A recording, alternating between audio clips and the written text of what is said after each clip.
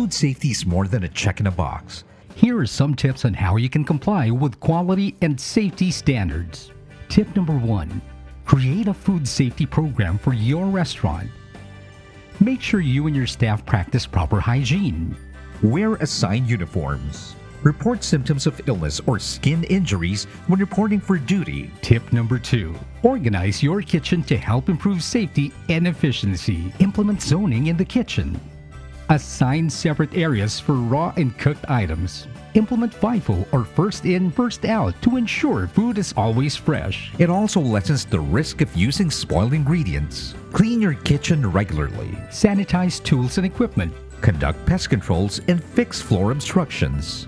Tip number 3. Find a supplier that you can trust. Suppliers with established food safety systems provide restaurant owners with a sense of security.